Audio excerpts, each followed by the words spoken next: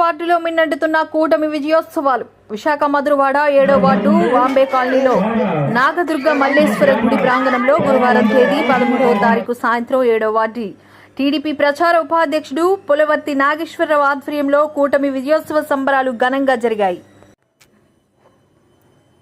ఈ సందర్భంగా నాయకులు కేకును కట్ చేసి సంతోషంతో ఒకరికొకరు పంచుకున్నారు. ఉత్సాహంగా బాణసంచా కాల్చారు.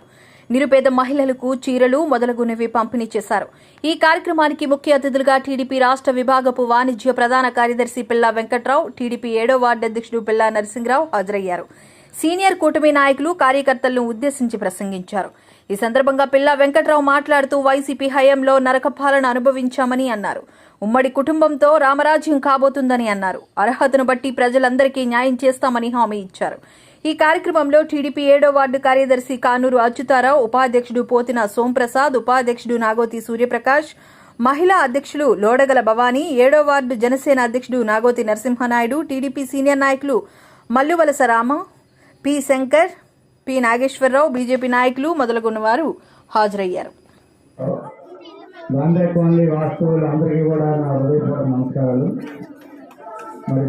చాలా మంది మాట్లాడారు. మరి మేము గెలిచి కార్పొరేటర్గా గెలిచి 3 సంవత్సరాల 2 నెలలు అయింది అని ఎవరికి ఏమి కూడా చేయలేని పరిస్థితి మీకు అందరికీ కూడా తెలుసు. అదంతా దుర్మార్గుల పాలన వలన మనం ఏమీ చేయలేకపోయాం. ఏదైనా సరే వచ్చి నాకు రేషన్ కార్డు లేదంటే నేను చేయలేని పరిస్థితి, నాకు పెన్షన్ లేదంటే చేయలేని పరిస్థితి.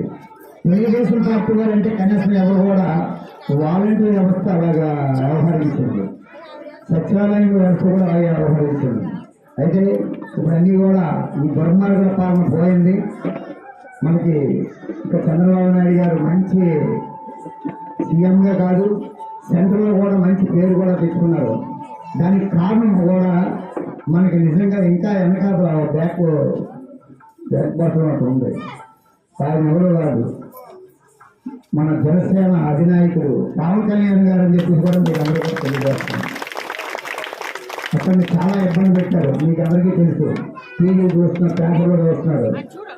అతను 40 సంవత్సరాల రాజకీయం ఉండే అతన్ని ఈ వయసు అంతా, అతని వయసు అంతా, అతని అనుభవం అంత లేదు.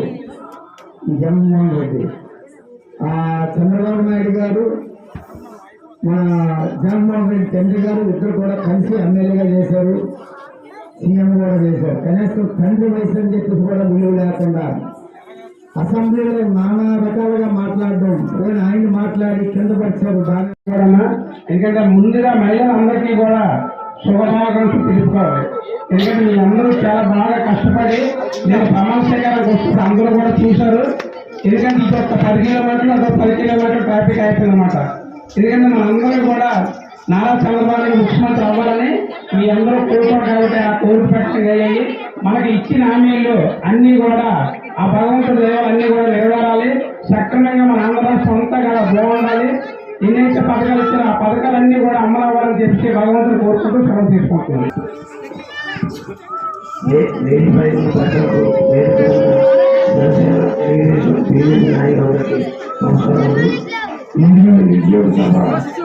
చేసిన సార్ నాయకులకి ఈ విద్యుత్ సభ ఏర్పాటు చేసిన నాయకులు సార్. ఇప్పుడు రామరాజు వచ్చింది. రామరాజులో మన చంద్రబాబు నాయుడు గారు మంచి పథకాలు ప్రవేశపెట్టారు. వాటిని మన నాయకులు అందరికీ చక్కగా అందేలాగా కృషి చేయాలని కోరుకుంటూ ఈ అవకాశం ఇచ్చిన ప్రజలకి ధన్యవాదాలు. అంటే ఇప్పుడు రాష్ట్ర పరిస్థితి రేపు పొద్దున రాబోయే పరిణామాలు ఎలా ఉంటాయి ఇవన్నీ ఇంకా మనకు కంప్లీట్గా ప్రమాణ స్వీకారం పూర్తి కాలేదు. రేపు ప్రమాణ స్వీకారం పూర్తయిన తర్వాత మన గవర్నమెంట్ అండ్ ఫార్మ్ అవుతుంది జరుగుతుంది. ఆ తర్వాత మనం ఏదైనా ఈ 5 సంవత్సరంలో ఏదైతే మనం నోచుకోలేకపోయామో అలాంటి పనులు ఏమైనా ఉంటాయి మన కార్పొరేటర్ ద్వారా, మరి జనసేన పార్టీ నుంచి, బీజేపీ నుంచి, అన్ని పార్టీలు కూడా కలిసి మీకు మేము ఏదైనా మా గతంలో ఉన్న పెండింగ్ పనులు ఏవైతే ఉండిపోయాయో, పెన్షన్లు ఉన్నాయి, రేషన్ కార్డులు ఉన్నాయి, ఏవైతే పెండింగ్ ఉండిపోయాయో ఇవన్నీ కూడా మీకు పూర్తి చేసి ఇస్తామని చెప్పి మేము అందిస్తున్నాం. అలాగే ఈరోజు వేదిక చూస్తే ఇది చంద్రబాబు నాయుడు వేదికగా ఉంటుంది. నాగేశ్వర గారికి అంత ఏర్పాటు చేశారు. వచ్చింది ఇక్కడి నుంచి మనకన్నీ కూడా మంచి రోజులే. మరి ఈ రోజే చంద్రబాబు నాయుడు గారు 4:41 ఆయన ముఖ్యమంత్రిగా కూడా బాధ్యత చేపట్టిన తర్వాత అనుకున్న ప్రకారంగా మెగా డిఎస్సీ టీచర్ పోస్టులు కూడా ఆయన సంతకం చేయడం జరిగింది. అలాగే మన వాంబే కోణంలో ఎన్నో 5 సంవత్సరాలు బట్టి మూసివేయబడిన అన్నా క్యాంటీన్ వైఎస్ఆర్ కాంగ్రెస్ పార్టీ వచ్చి పేదలకు అన్నం పెట్టి 5 రూపాయలకు అన్నం పెట్టిన అన్నా క్యాంటీన్ కూడా అన్యాయంగా మూసేసి కనీసం వాళ్ళకి సంబంధించిన పేరు ఏదైనా పెట్టుకొని కంటిన్యూ చేస్తే బాగున్నాం, అలా చేయకుండా మొత్తం మూసేశారు. అంటే ఇదే కాకుండా ప్రజావేదికతోనే మొత్తం వాళ్ళు స్టార్ట్ చేయడం జరిగింది. మన ప్రపంచంలోనే ప్రభుత్వ ఆస్తిని ప్రభుత్వమే కూల్చడం అనేది ఒక 4,000 రూపాయలు పెన్షన్ చంద్రబాబు గారు ఇస్తున్నారండి. అలాగే మీకు ఇంకో విషయం చెప్పనండి, మనకి ఎప్పుడైతే ఏప్రిల్లో ప్రకటించారో ఏప్రిల్ నుంచి 1000 ఆల్రెడీ ఏప్రిల్, మే, జూన్ అంటే 3 నెలల కలిపి టోటల్గా మీ అందరికీ పెన్షన్ ఉన్న అందరికీ 7,000 రూపాయలు మాత్రం మీరు అందుకోవాల్సింది.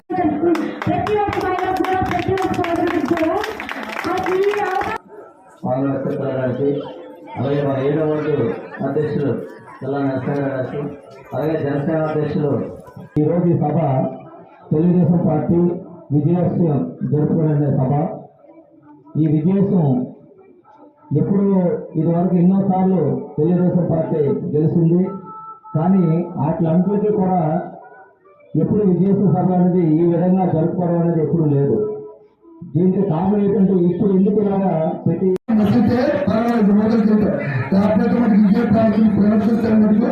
చాలా ఇంటిగా ఉంటుంది, కఠినంగా ఉంటుంది. ఇక్కడ నుంచి ఉంటుంది జరిగితే మరి ఈ అవకాశం నేను చంద్రబాబు తెలుసుకున్నాను.